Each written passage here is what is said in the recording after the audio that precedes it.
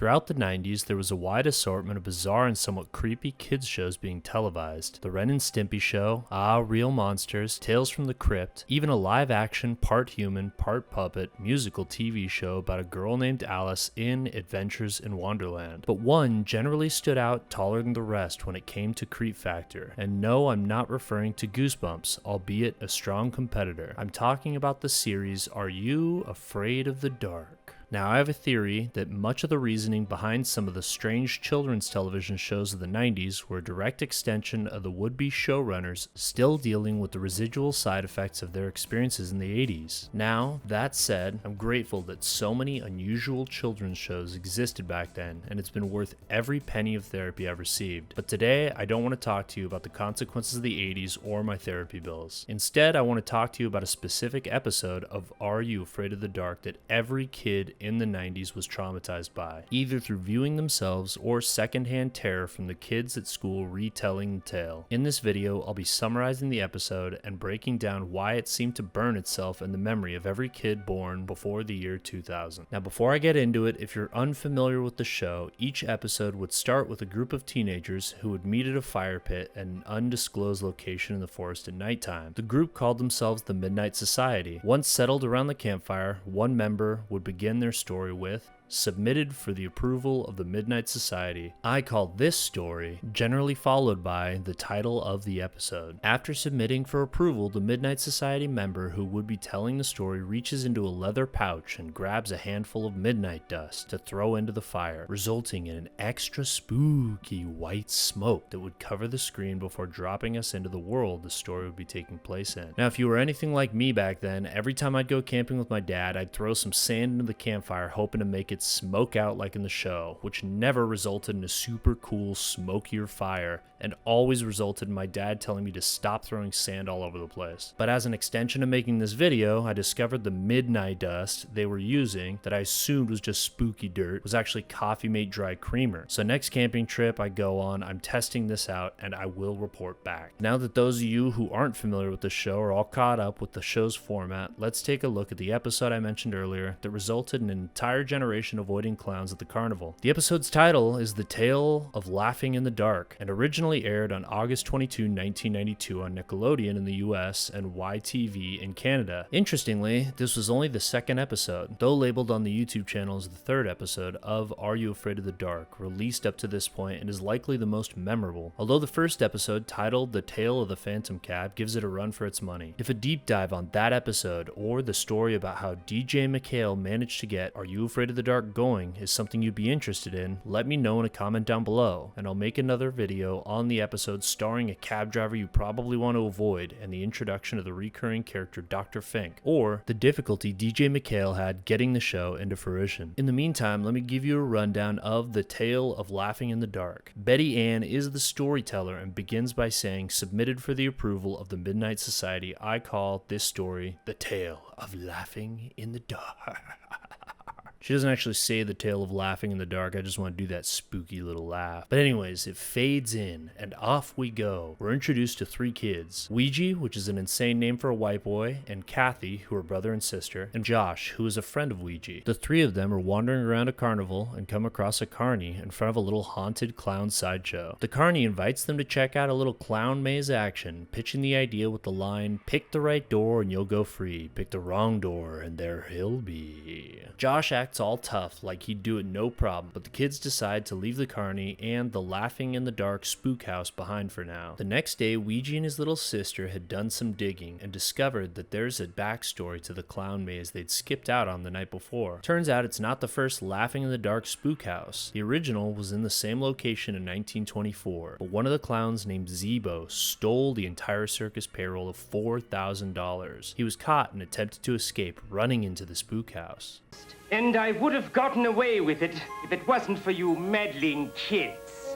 Unfortunately for Zeebo, he didn't get away with it because he was burned alive inside the spook house, which was later determined to be a likely result of one of the cigars being left behind in torching the place. And so the story goes, Zeebo's ghost still be haunting that house. Wildly dark scenario, the Zeebo burned alive in a kid's show, but that's the charm of Are You Afraid of the Dark? Josh is not impressed and calls Ouija and his little sister wusses, so Ouija dares Josh to go into Casa de Zeebo solo. Side note, there's actually kind of a cool transition shot that happens right here, for what it was at the time at least, where Josh moves Ouija in front of the camera while standing in front of Ouija's house. Then when he pulls him away, they're back at the spook house. Kind of a cool transition, IMO. Now they're standing in front of the maze. Josh says to prove he paid Zeebo a visit, he'll steal the clown's nose, telling Ouija he'll have to wear the clown's nose to school for a week. The stage is set, and Josh's arrogant ass is screwed. With Clown laughing in the background, Josh heads in, only to be welcomed by the ever-so-friendly Carney, who tells him, it's the most fun in the park when you're laughing in the dark. Ultimately, Josh goes in, grabs the nose, and gets out clean, or so he thinks. Now, up until this point, there's been a little spooky build-up, but it's been primarily exposition, telling us, the viewer, about why things should be kind of scary. But we haven't really seen anything spooky yet. But from here forward, the episode does a great job of showing rather than telling. As Josh is leaving the funhouse with Zeebo's nose, feeling extra confident in himself, we see the first sign that something isn't right, as cigar smoke billows out from underneath the door Zeebo had been hiding behind. This is followed up with a cutback to the teenagers around the campfire, poking fun at each other for being scared, before dropping us back in to the tale of laughing in the dark, with a shot of Ouija rocking the funny-looking red clown nose, sitting on his front porch beside his sister, and Josh hopping around, declaring victory, calling himself the kid who beat Zeebo. There's a lot to appreciate here from the showrunners. The timing is great, as the cut to the teenagers around the campfire provides a moment of reprieve from the creepy that's starting to build, reminding us that it's just a story, something that's useful for a kid watching the episode and has been sucked into what might happen next. The story of Zeebo opens with something funny before upping the creepy ante a bit. I remember being a kid, and this little pit stop provided a much needed breather to alleviate the buildup, especially for what came next. As I mentioned before, the rest of the episode does a lot more showing rather than telling, which in my opinion is a very effective way at developing tension. Ouija pulls the clown's nose off and tosses it away, and as Josh gets up to grab it, Ouija and his sister head inside their house. From this moment forward, Josh is left to fend for himself. While bending over to grab Zeebo's nose, Josh stands up as he smells cigars nearby but doesn't see anything. A little spooked, he walks a little further, finds the nose, and leaves. But as Josh leaves, the frame pans out a bit and smoke floats out from the back of the house, along with the maniacal laughter from the haunted house.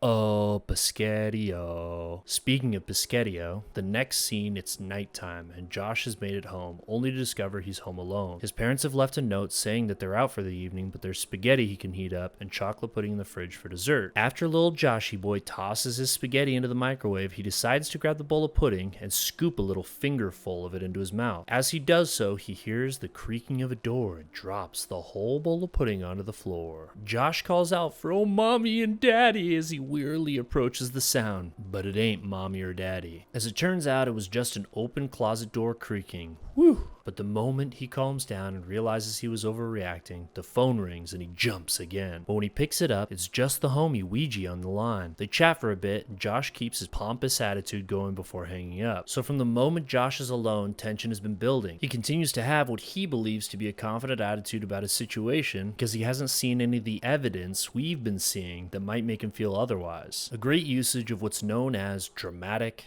irony. But just as Josh hangs up from chatting with Ouija, he begins to be exposed to what we've been watching unfold the whole time. From here, the perspective is about to shift from dramatic irony into what's known as normal perspective, or shared knowledge. The phone rings. Josh answers it, expecting it to be Ouija again. But it ain't Ouija. Zeebo wants his nose back. Josh hangs up the phone and tries to convince himself it wasn't Zeebo while heading to grab his spaghetti out of the microwave. At this point, Josh is floating down a river called denial. When he pops his precious spaghetti out of the microwave, it's somehow been transformed into a bowl full of smoking cigars. cigars. Josh, in a panic, throws down the bowl of cigars and runs away screaming. The cigars land beside the pudding he dropped on the floor earlier, and smack dab in the middle of the pudding is the image that was burned into the memory of every 90s kid, the terrifying clown-sized footprint of none other than Zeebo the clown with the creepy Z popping out of that pudding. So the chocolate-covered creepy clown footprint was one of the most unforgettable shots of the entire episode. Between the bowl of cigars and the pudding-flavored tracks left behind, any doubt that existed regarding Zeebo the clown was now over. Childhood trauma engage. Now that Josh is finally starting to see what we've been seeing the whole time, the source of suspense switches from